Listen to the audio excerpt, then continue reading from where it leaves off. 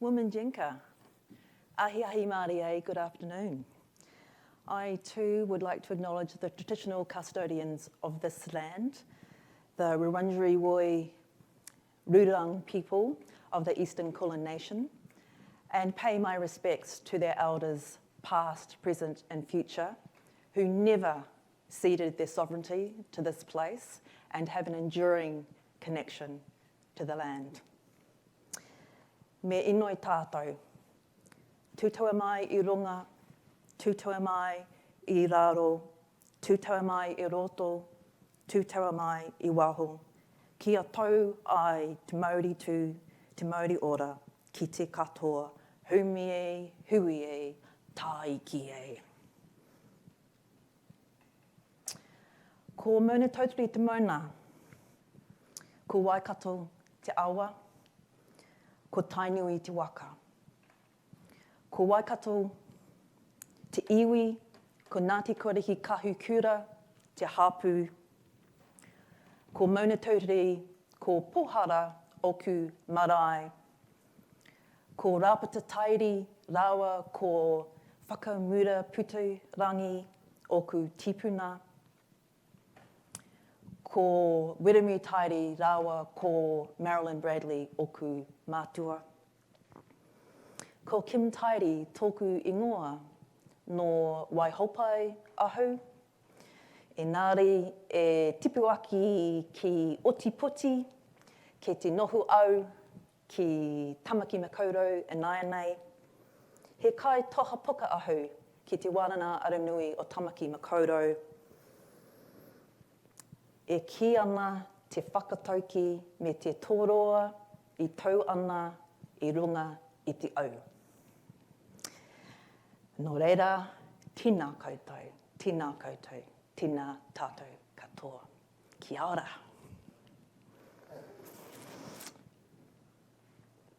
I would like you to stand. I'm going to sing a waiata, and I'd like you to join me if you know the words. Te aroha, te whakapono, me te rangi Māori e, tātou tātou e. Te aroha, te whakapono, me te rangi Māori e, tātou tātou e. I noho, please sit. Ngā mihi nui, thank you for that. I'm Kim, and I lived and worked here in Naarm for 20 plus years as a librarian, and it really is my second home. My whānau live here, or my family live here. I have 2 daughters that live in Naarm, and my first mokopuna, or grandchild, lives here as well. Also, my sister and her whānau, and my mother. So it is a place that means a lot to me. But a bit more about that later. Thank you for joining me. It's such a privilege to be at a face-to-face conference and be in a place where you get to see so many new faces and people from your past. It's just absolutely fantastic. And I would like you to join me in acknowledging the conference organisers, the volunteers, everyone that's had anything to do with keeping the conference going and getting us here and keeping us safe and extremely well fed over the last 3 days.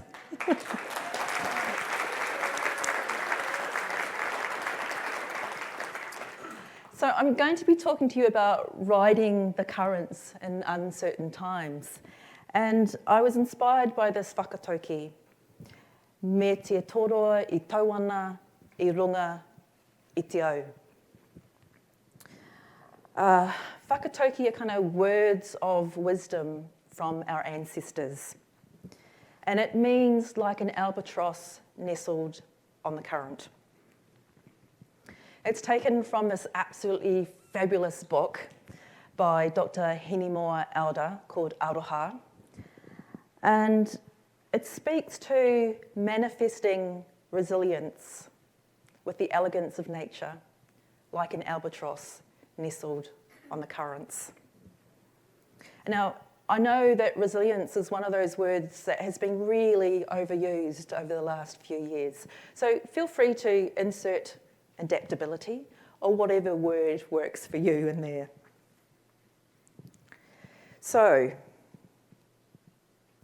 this is what albatross look like in flight.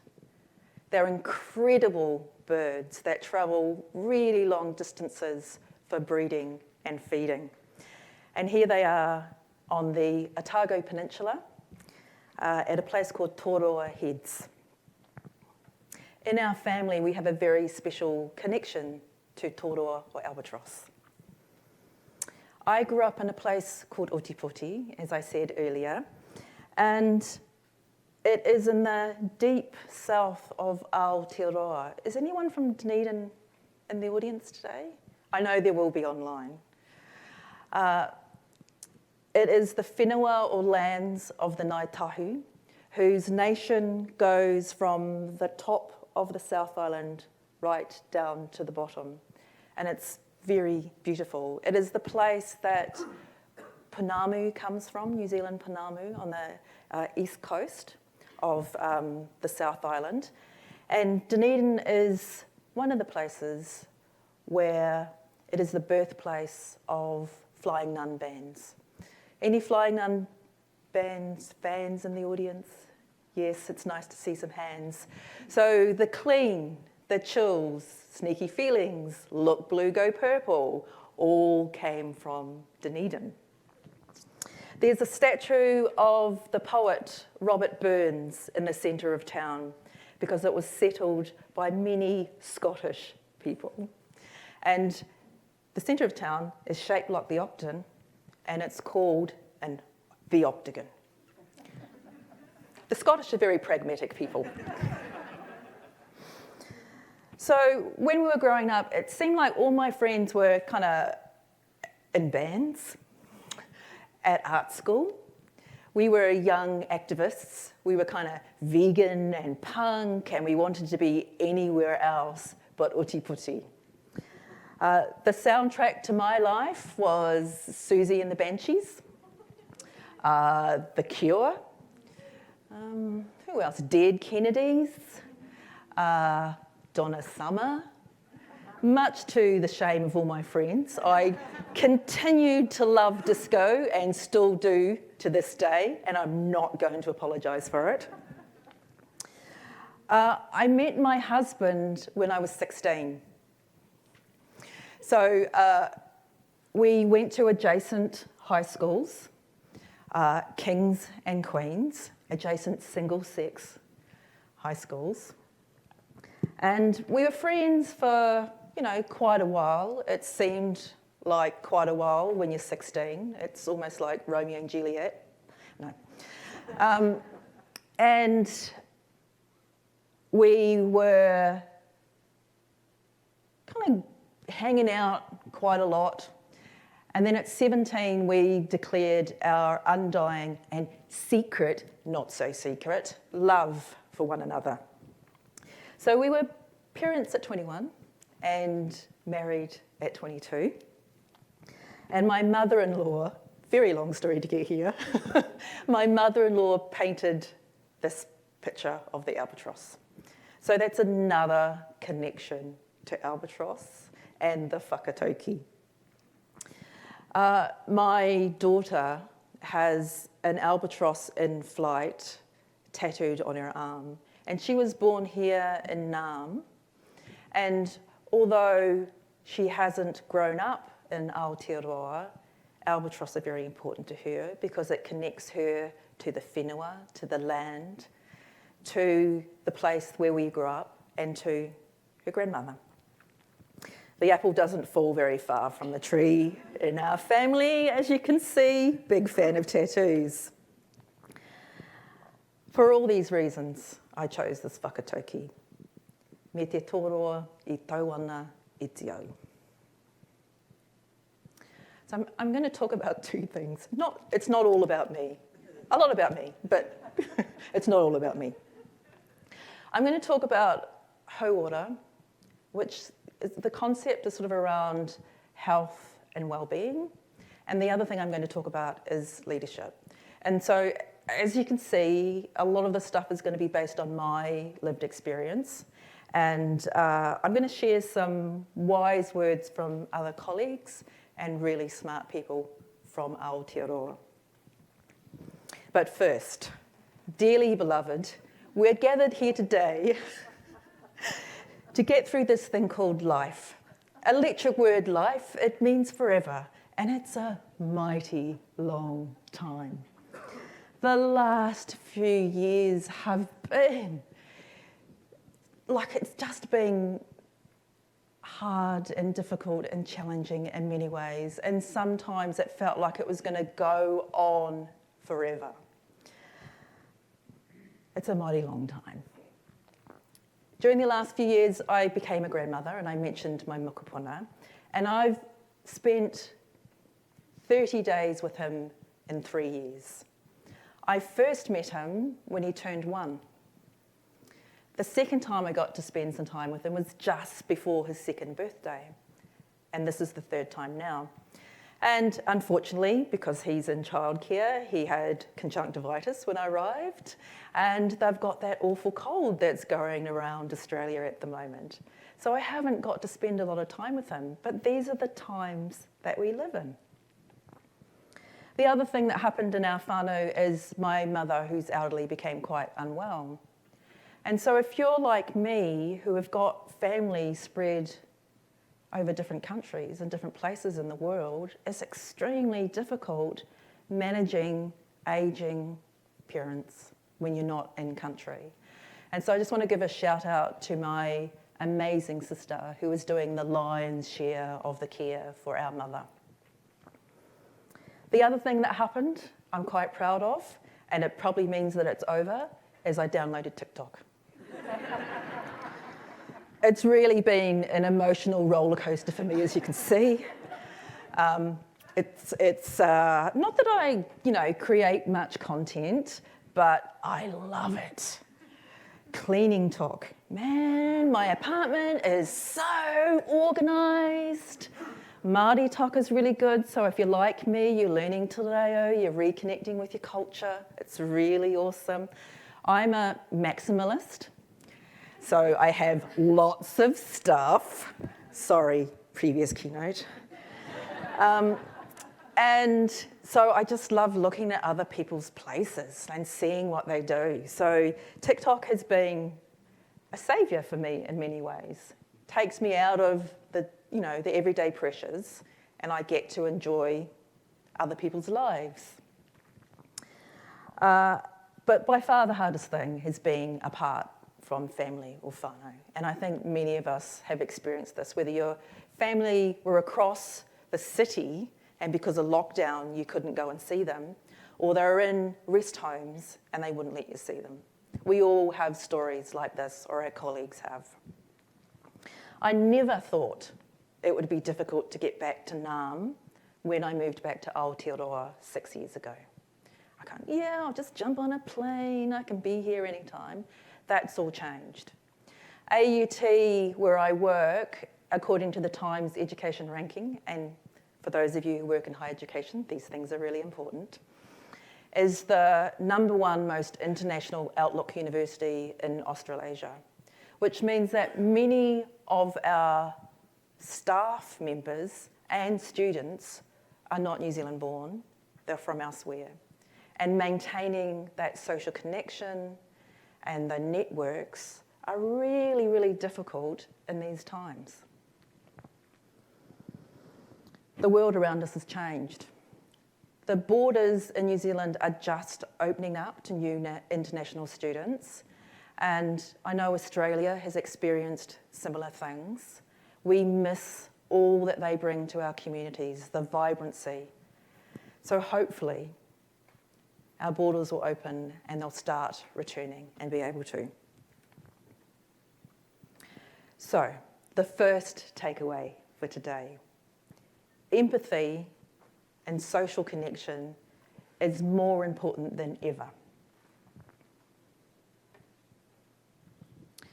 I did have a lot of fun moments during lockdown, besides making my first TikTok videos. In Aotearoa, the call to action from our Prime Minister and our Health Department was team of 5 million.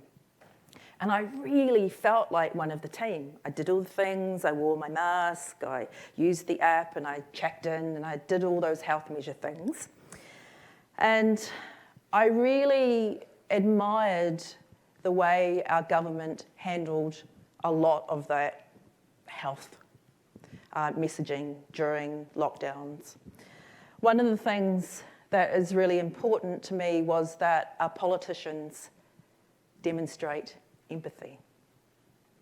And if any of you got to see Jacinda Ardern's Harvard commencement speech or her interview on Colbert, you will see a leader that is not afraid to be vulnerable and show empathy.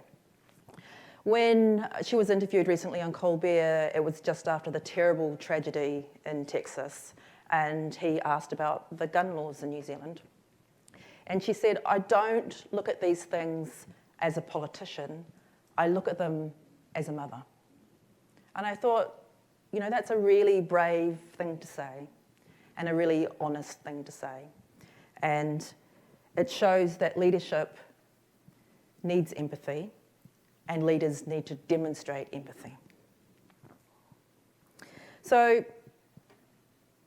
lockdowns were not without their challenges. Often we felt like we were disappointing people at work, disappointing our friends. But I tried to make time to do fun things, even when we had all those challenges. This on the screen is the amazing Hilary Barry, who's one of our television presenters in Aotearoa. And she started a social media initiative called Formal Fridays. So essentially on Fridays, a whole lot of people across Aotearoa put on their formal clothes and shared that with the rest of Aotearoa who are also on social media. And here's Hilary in her tiara. I just want to do this because I learnt this move in Zumba. Tiara. You know. So that's the whole reason I put that photo in there. This is one of my outfits of lockdown. As you can see, I like sparkly and shiny things. So it was great fun, and it was a good excuse to use my old cosplay wigs that I don't use very often now. But it was exhausting. I think lockdowns are really exhausting because a lot of us were managing our own expectations, the expectations of our teams, the expectations of the organisations we work for. And although for us, where I work, we're now back on campus, we still feel kind of vulnerable and a bit raw from the last 2 years. And you can see it sort of here. It's kind of like, do I hug? Do I not hug? What am I meant to do now that I'm with people again? And, you know, that's okay to be unsure about how we go about these physical social interactions again. The other thing I did was I baked bread. Anyone in the audience baked bread? Yeah. Okay, so I completely failed at Aotearoa version of sourdough. And I was really embarrassed and, kind of hung my head in shame. But I do have a really good recipe to share with you. So if you Google recipe tin eats easy bread, it is the best bread recipe I've ever used. Never fail, no need. You can kind of like just leave it to do its thing, proof, and then come back and just shove it in the oven. It's absolutely awesome. So the bread thing was a lot of fun. every day I got dressed for work. It's interesting sharing the stories at the conferences because a lot of people are talking about how, that old trope about TV presenters, how they've got tracky dacks and slippers on underneath. Tracky dacks is an Australian term. Sorry, Kiwis. Tracksuit pants. And I actually made an attempt to get dressed for work every day because it was like I'm working from home all the time and I want to separate my work life from my at-home life. So then I kind of, did my hours online and talking to people and stuff, and then at the end of the day, I got into my tracky dacks and my kind of at-home clothes. Well, let's face it was actually back into my pajamas, which were never very far away during that time. And so, building in those kind of things to separate your work life from your professional life, personal life was really important. I did ask some of my colleagues in Aotearoa what they did to kind of keep things going and keep the wheels on during the different kind of levels that we all were negotiating. And this is the wonderful Mike Walls from the University of Otago. And Mike became the university librarian at Otago in 2020, but it took a whole 12 months for Mike to get from the UK into Aotearoa.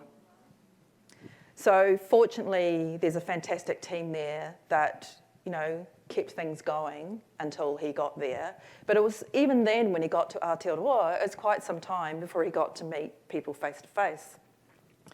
And so he talks about that, like really caring for your team and yourself and being honest and open about the challenges and also the challenges that people are facing at home. So it's that thing around using your empathy, understand that people have got lots of other things going on besides work. And then do some big picture stuff, just to kind of take some of the everyday pressure off. And then this is the lovely Linda Palmer. I love alliteration, sorry. Apologies to people that think, At Massey, they had library quizzes. So I know this happened in a lot of organisations. And it was an opportunity for people to be creative and to shine. And they had, prizes and guest judges. And that was sort of a way of socially connecting. And the other thing that Linda talks about is that daring to dream, like imagining the possibility when we get back to some kind of normalcy. So what both Mike and Linda have picked up on is that social connection is a fundamental human need. And that has been really obvious. And even with the last keynote, that thing around let's meet face to face, we had to replicate that somehow. And I know it wasn't by any means ideal. But do we need to go right back to the way things were before? There were lots of things we learnt from using, webinars and that sort of thing to do things a little bit differently. Even people like me who self-identify as introverted, and I know there are a few of us in the room, I realised that I really need that social connection and like to physically be with people.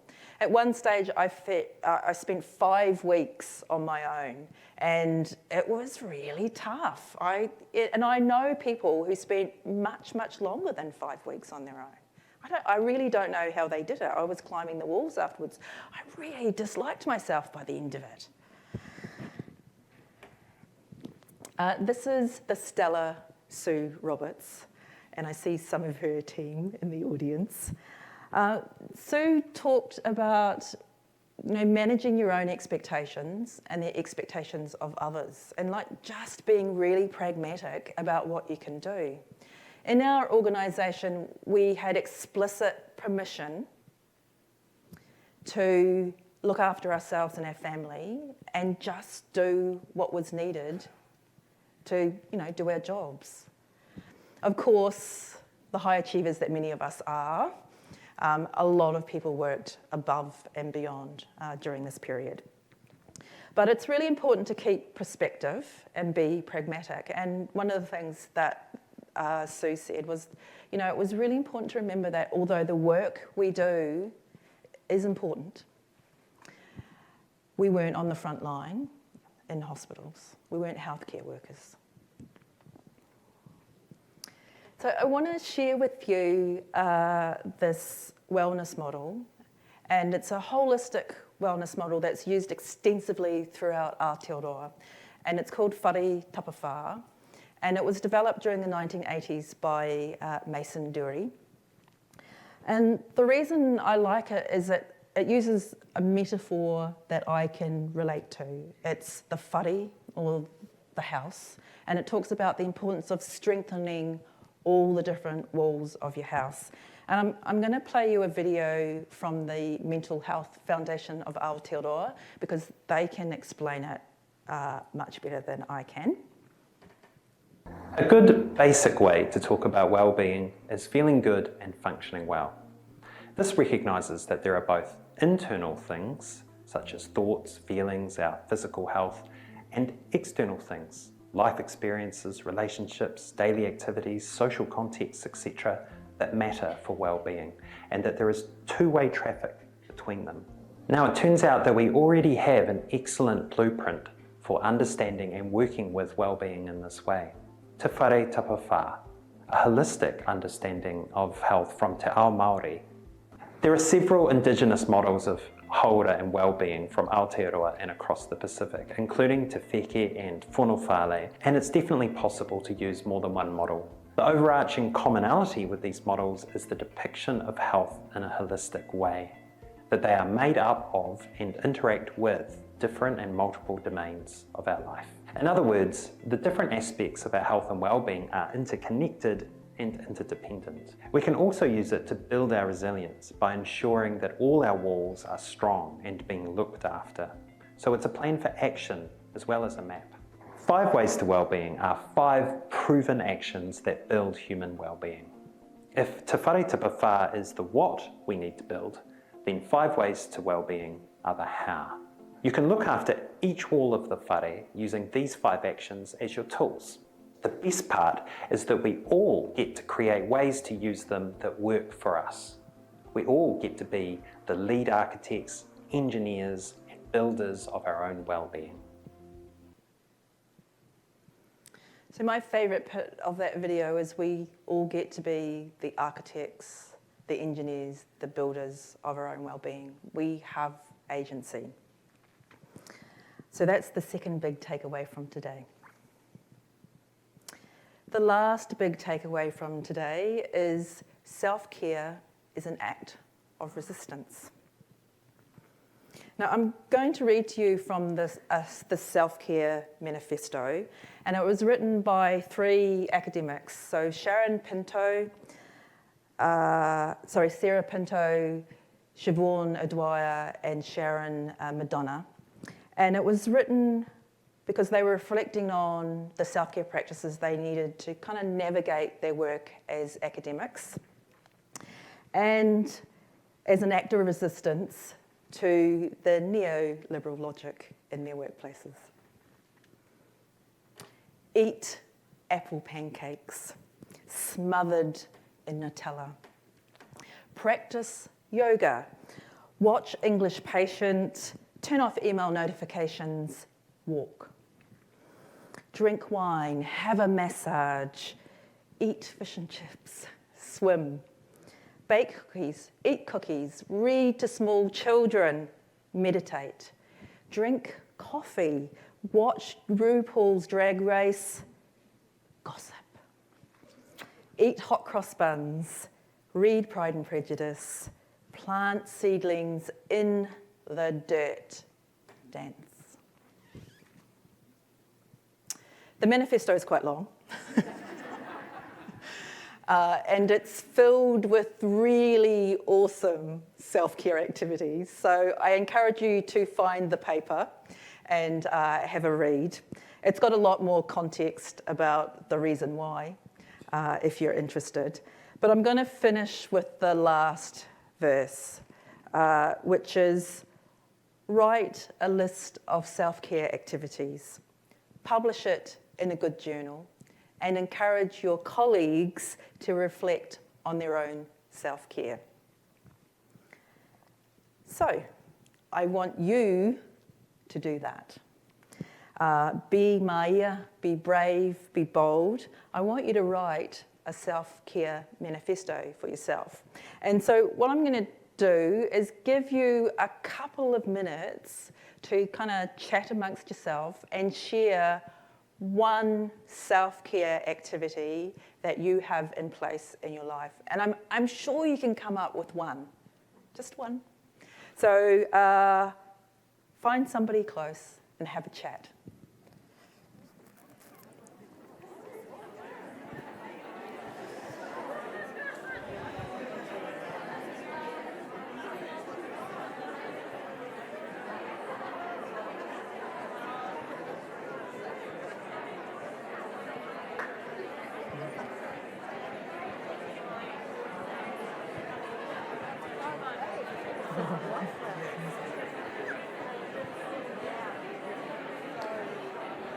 How's it going?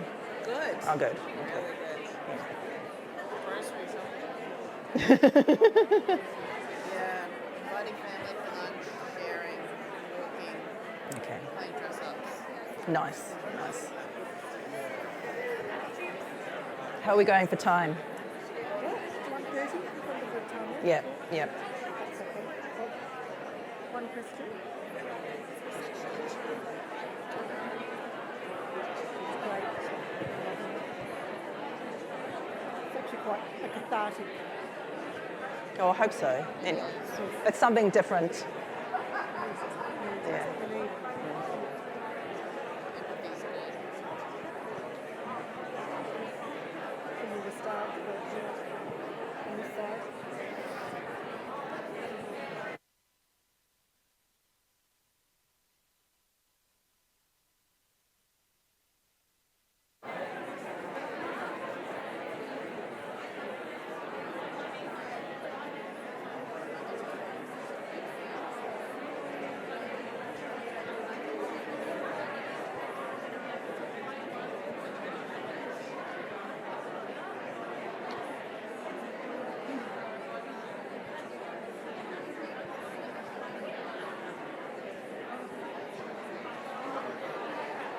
Okay.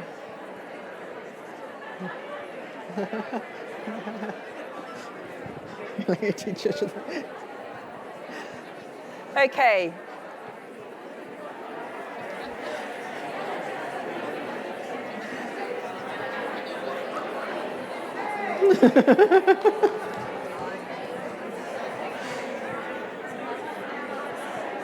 Thank you, everyone. Thank you. We're back. We're back. So thank you very much for that. Sarah, are there any self-care things from the online people? Browse a library shelf. Browse the library shelf. Nice. Pat the cat. Weeding. Weeding. Interesting.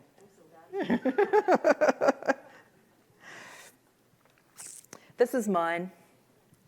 Drink cups of green tea. Breathe in. Ha ki roto.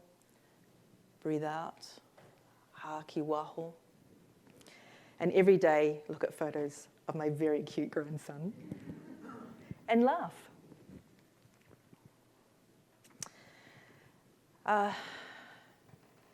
Dr. Moana Jackson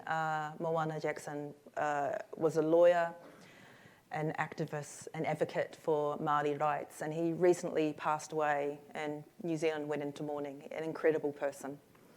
And he had this to say.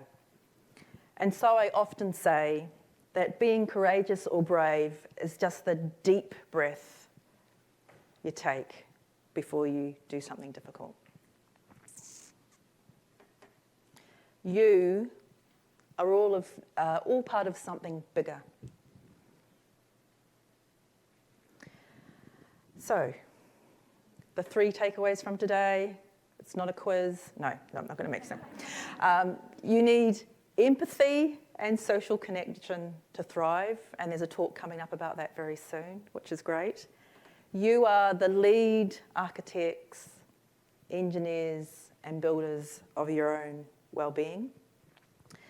And self-care is an act of resistance. Now, this was the suit that I was going to wear, but you know, COVID happened, and I couldn't fit into the suit that I bought for February. And in February, I was just kind of squeezing into it, but there was no way. So I had the jacket, and then I hung the jacket up at my sister's place, thinking, don't forget that. What did I do? I forgot that. And then I couldn't go back to my sister's because they've got COVID. So, anyway. So tonight, what I really want you to do is you're all going to go home and go, wow, that was fantastic. I'm definitely going to come next time. And besides that, you might finish your self-care manifesto. I'd encourage you to do that. And think to yourself, bring it on, go for it. It's about damn time. In a minute, I'ma need a sentimental man or woman to pump me up. Feeling fussy, walking in my Balenciennes, trying to bring out the fabulous. Cause I give a fuck way too much. I'ma need like 2 shots in my cup.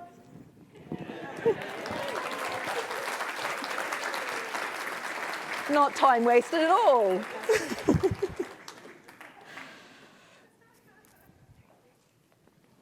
Wow, that's it's very dull now to ask you a question. I could dance it. Interpretive dance. I'm going to pretend. I'm sorry, I can't quite hear you from up here.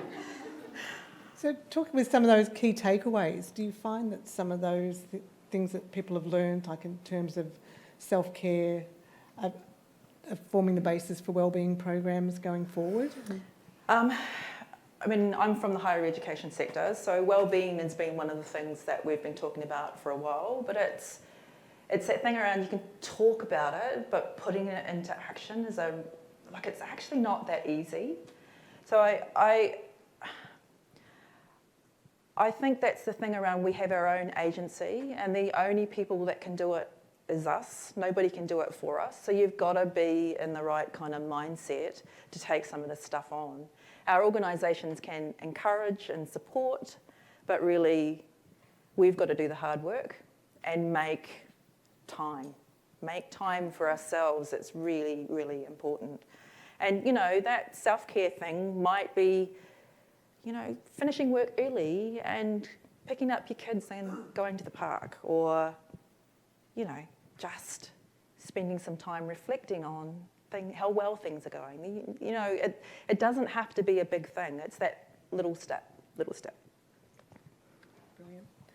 And here's a really good question. What is needed to lure you back to Naarm full-time? Other than grandchildren? Yeah, well, that is the big question, isn't it? Look, I did have this in my talk, but I forgot to say it. I worked with people that were from Naarm and they've come back. And a lot of people have had to make hard decisions about where they want to be.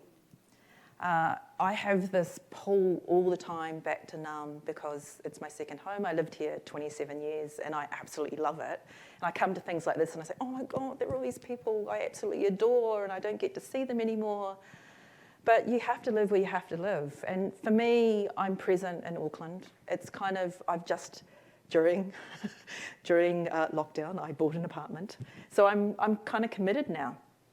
And, you know, like, there are a lot of jobs opening up in senior leadership in universities at the moment. And recruiters are always, you know, I've been back in Aotearoa for 6 years and I get contacted quite regularly. I purposely took myself off LinkedIn so people wouldn't ask me.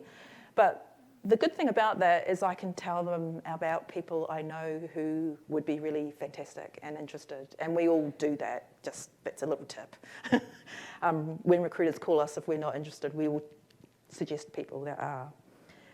I would love to be back here, but for me, the best thing would be if the borders were more open and I could sustainably travel quickly to Naarm. You know, it's that thing around, I actually took annual leave to come to this. Travel is actually still difficult in New Zealand, and a lot of our universities are not funding international travel at the moment because we're all waiting to see how our enrolments are going to go, you know, all that sort of stuff. So thank you. Thank you to the kind. I didn't plant that question at all. Plenty of questions coming through. What are your thoughts on wellbeing becoming kind of commercialised, and what tools can people use to weed out the disingenuous stuff? So I think it's got to come from your heart and your head, and it's about what works for you. So, you know, everybody's recipe about what self-care is a different thing. You know, and I can practice all these things. I can drink green tea and look at pictures of my grandson and have a good laugh and still have a really crap day. But it's that thing around consistency with these things. You just gotta keep going at it and find the things that work for you. And look, I'm really privileged. You know, I've got employment, I've got a home, you know, it's fine for me to stand up here as somebody that's got all those things and say, all you have to do is this.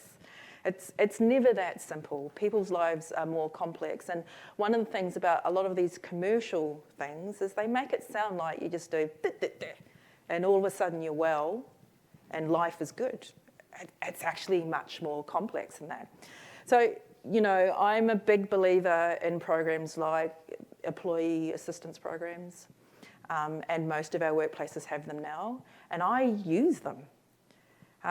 You know, it's that thing around, it's not admitting failure or that things are going wrong. It just means that you just need a little bit of help to get through the tough times from people who are professionally trained to help others.